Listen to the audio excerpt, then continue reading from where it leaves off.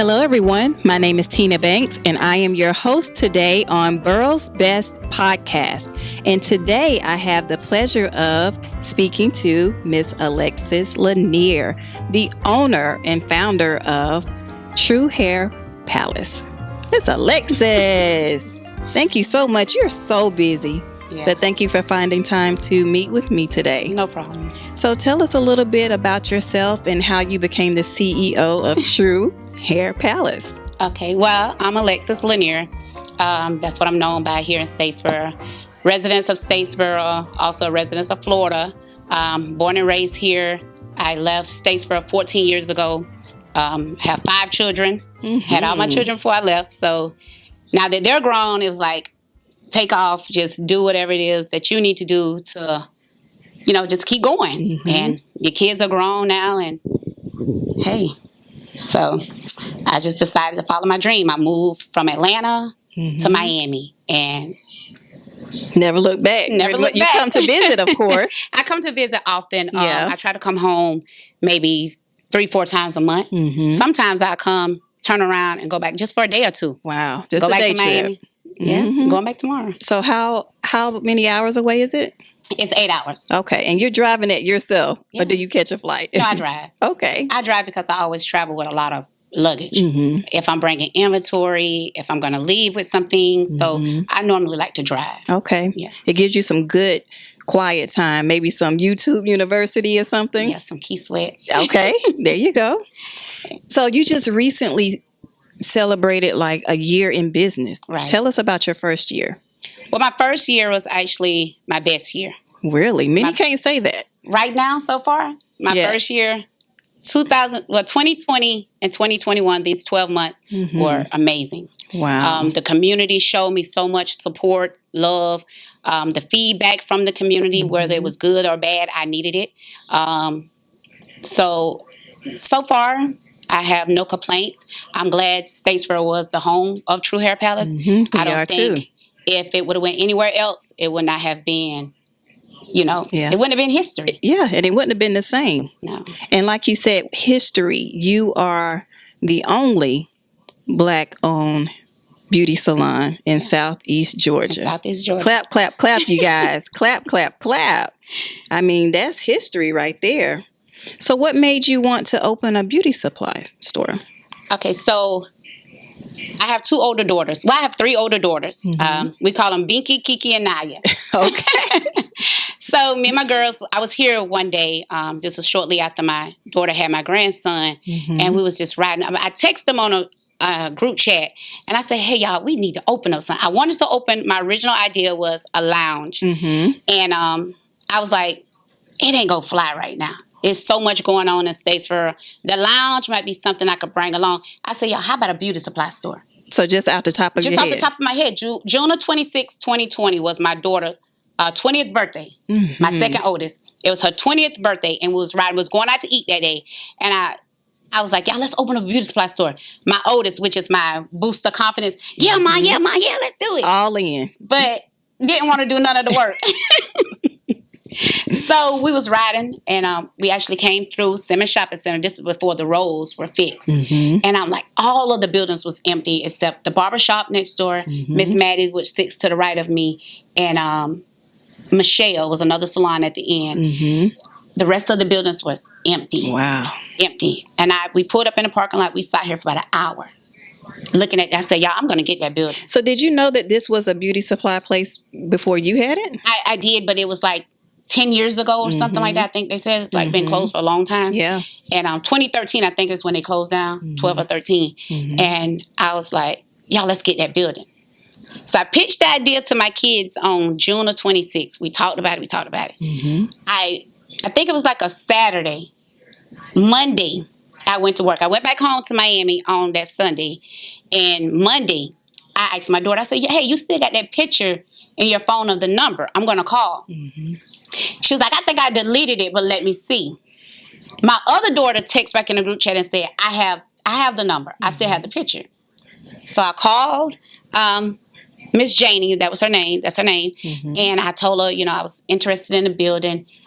No feedback or nothing. She was like, well, how soon are you trying to get the building? Okay. This was the 28th or the 29th. The 28th or the 29th of June. Mm-hmm. So I told her I lived in Miami and I cannot get there. I'm not there, but I really want the building. I don't care what it looked like inside. I want the building. She told me, she's like, well, if you really want the building, you can have it. It's been empty. It's been vacant. We're trying to get some tenants in there. Mm-hmm. But they having an issue with the power because the building was closed for so long. So I was like, no problem. I called my daughter. She was in the bed. So I was like, hey, Binky, the lady said I could get the building. Go by there, and, and just look at the building. So wait a minute. What happened to the credit checks? How long have you been in business? God, because I didn't even have a business name at the time. There was no business name. Wow. It was just, I'm finna get the building. It was meant to be. It was no business name. It was no business license. It was nothing. Wow. No long-term drawn out plan. Nothing. Wow. Nothing. So my daughter said, Ma, go out in the bed, just, So I was like, well, you got to go now because the lady said we could get the building. Mm-hmm. So I have a sister-in-law that live here, and because I called around, I called everybody. So then I called my sister-in-law. Mm-hmm. So I was like, hey, T, where you at? She was like, I'm at the house. She was just talking. I was like, I need you to do me a favor. And she was like, what is? I said, I need for you to go over to Simmons Shopping Center for me and look at the building because the lady said I could get the building. I got to shh. I want to do over there. Mm-hmm. And so she was like, okay. She was all in. She got up with no question asked. She was out the door in like 20 minutes. Mm-hmm. She came. The lady Miss Janie gave her the key to come over. And she looked in the building. And the first thing she said to me was, it's a big building, but it's a dead rat in here. I was like, a rat. But I got up. I'm like, girl, I don't care. You said it's a nice building. She was like, yeah, but it's going to need some work. Mm-hmm. And it was that. Okay. So it needed a lot of work. So how did you manage that? Well, by me being in Miami, of course, I got to go back because I called her and I was like, hey, Miss Janie, I want the building. Mm-hmm. She was like, well, if you could get me the deposit, the first month rent and the deposit, you can have the building. Mm-hmm. I called I said, well, all right, that's no problem. I'll get my daughter to bring the money over there. She never saw me or anything. Wow. It was like, I didn't even see her for the whole first 30 days when I got the key. So I called my daughter. She couldn't move around. So I isolated. I said, Miss Janie, is it possible for me to send you the money overnight? I can wire it to you. I can overnight it and mail to you. Mm-hmm. And she was like, well, however you get it to me, I can send you the contract and you can sign it and send it back to me via email. Mm-hmm. And 3 days, July the 1st of July, I had those keys. Wow. And that was my first day coming in this building after probably like 20 years. So this space needed work. A lot. So how did you go about finding someone to help get it ready? Well, I put an ad on Facebook, and all my ad said was, looking for 2 men to pull carpet. Because the carpet was so nasty. It was, I can imagine. It had, like the old smell. Mm-hmm. So I put an ad on Facebook, and I had quite a few people to inbox me. But I had a friend of mine from here, Rika. We call her Rika. Sharika Mobley. She tagged Chris Levitt and Corey Mobley. 2 of my classmates went to school with me, good friends of mine, like childhood friends. She tagged them, and he DM'd me. He said, take the post down. I'm on my way. I took that post down. I didn't say nothing else. Like within 30 minutes, Chris and Corey were meeting me here. Wow. Yeah. How does that happen? 30, like no lie. He came here. They was like, girl, we can get done, no problem. Like from day one, those 2 guys was like my rock and stone. Ride or die. Yep. And so I know you said the lady, Miss Janie, she said like there's no air. So does that mean they were working without air? Yeah, they had no power, no power, no nothing. So I said, okay, I have some uncles here. I could get y'all a generator. We could probably try to get a generator and, get y'all some power. Those guys was working in here with no power, no nothing. It was working from sun up to there's no light for them to work. And you said it was in the middle of the summer. July. Middle of July, it took them to pull the carpet. They did all that in one day. I was still here. They pulled the carpet. I was like, what we gonna do about the walls, y'all? What we gonna do about this, y'all? So it went from just pulling up the carpet to painting to helping me do everything. Those guys was like my rock and stone. Yeah. Yeah. Well, they came through in a mighty way. They did. So what challenges did you have, initially getting everything started other than that? For my first 30 days, I had no power because of Georgia Power, because the building was so old.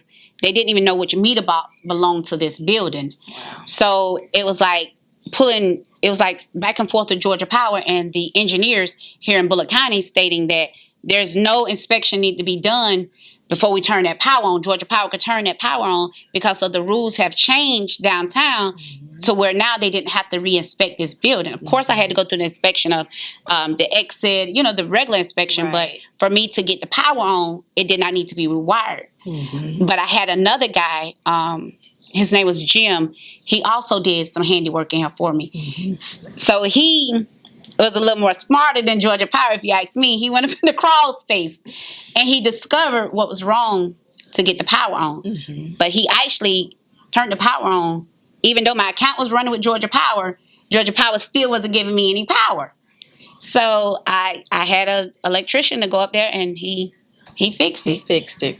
Wow. And my brother-in-law found him. Just like, I got somebody I can call. And everything was just handed to me. It's all in who you know. Yeah. So, Alexis, you run multiple businesses. This is not your only business. No, it's not. So tell us what else you do. Well, I'm the owner and operator of L&L Tax Solution. I also have Lexi Transportation. Lexi Transportation transport children back and forth to school. I'm also the co-founder with my husband, Eric. We have Eric and Son Transportation. I also own Hourglass Recovery. I'm in partnership with Alicia Turner, with my great friend's best friend. Hourglass Recovery is located in Miami. It's for women that had several surgical procedures like liposuction, tummy tuck. So it's just like a home away from home for them. Quite a few things. Sexy with Lexi, which was my first internet-based business. I used to sell waist shapers. And then I started selling hair weave and wigs and bundles and whatever you could think of. And I started that business in 2014. When the pandemic hit, I hit $200,000. Y'all hear that? $200K on that online business just by selling wigs, weave, waist shapers. And before the pandemic, like 18, 19, I dissolved the business. I had no revenue coming in from it. No, not $1, not 50 cents, not service fee, nothing. I dissolved the business and I just like, you know what, I'm going to do something. I put it back on Facebook and I just was running my ads, on e-commerce sites without letting anybody that I know of, no woman of color, no woman of white, nobody that I know to say got my website, y'all can follow my website. Didn't say that. I didn't say it to nobody. Wow. I didn't say it to nobody. $200,000. $200,000 in the midst of a pandemic. My. Yeah. And then I have Amazon. I run my store on Amazon. True Hair Palace is on Amazon. And that's just like... Wow. So what all do you sell here in the store? Well, we sell all things beauty, from cosmetic beauty supplies, makeup, earrings, hair extensions, wigs, bundles, sandals, earrings, fingernail polish, anything you name for women of color and men of color, we have it.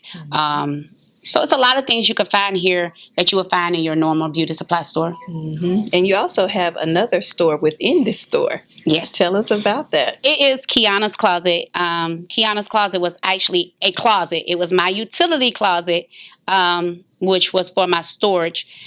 My younger sister, Yachi, was renting an office space over, I think, off Zitterer, a smaller building. And I was like, Yachi, you ain't got to rent that building no more. How about this? How about we open up the first black-owned beauty supply store with a clothing boutique? We have somebody do some hair in there and whatever. I was gonna originally do like a nail tech in here and a few stylists, which we have a few stylists here. And so she was like, "Well, I'm down." And I was like, "You ain't got to give me no rent money. You ain't got to give me nothing. Wow, just come." Sis. Just come, just open it up. This will bring some traffic. Whatever you make upstairs is yours. Whatever I make downstairs is mine. I said, you don't have to give me nothing, not one dime. Wow. Not one nickel. That's huge, Alexis. Yeah. So, and we just went from there. I know she's grateful. We broke down like two babies. So tell us, let me see what I want to ask you next. What advice would you give someone that's looking to maybe start a beauty supply store or any other type of business? Start. All right. Y'all Do hear it. that? Just start. START. I did it overnight. Like no long-term goals to own a beauty supply store. I actually just researched it myself. From buying supplies to buying chemicals. It was like the door was just opening. The door is just opening. And I just kept going.